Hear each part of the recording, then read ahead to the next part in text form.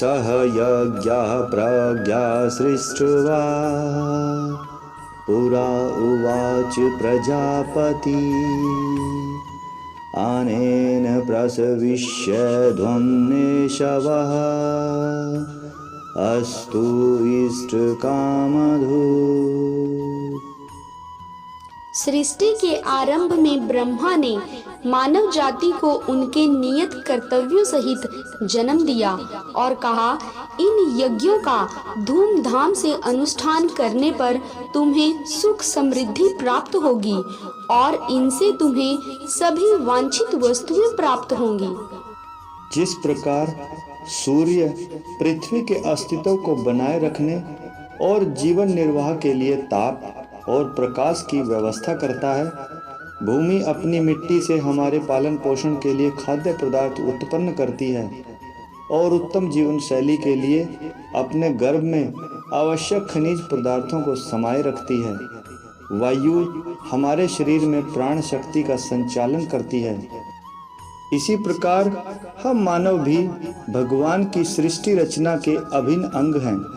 वायु द्वारा हम सांस लेते हैं, धरती जिस पर हम चलते हैं, जिस जल का हम सेवन करते हैं और सूर्य का प्रकाश जो हमारे जीवन को प्रकाशित करता है, ये सभी हमारे लिए भगवान की सृष्टि के अद्भुत उपहार हैं।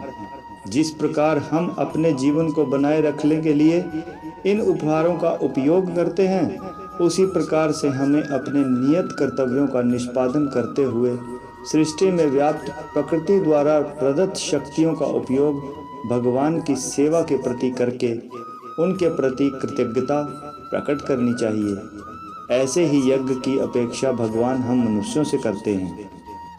अपने हाथ का उदाहरण ही ले लें, जो कि हमारे शरीर का अभिन्न अंग है। यह अपने पोषण हेतु शरीर से रक्त, ऑक्सीजन, विटामिन आदि प्राप्त करता है और इसके बदले यह शरीर के लिए आवश्यक कार्य करता है।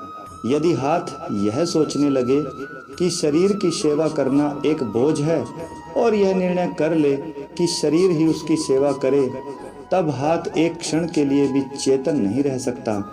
यदि वह शरीर के लिए यज्ञ के रूप में कर्म करता है, तब हाथ का निजी स्वार्थ भी पूरा हो जाता है। समान रूप से जीवात्माएं भगवान का अणु अंश हैं और भगवान की अनंत सृष्टि में हम सबको भी अपनी भूमिका का निर्वहन करना चाहिए। जब हम अपने समस्त कार्यों को यज्ञ के रूप में भगवान की सेवा में अर्पित करते हैं, तब इससे हमारे निजी हित की भी स्वाभाविक रूप से तुष्टि होती है।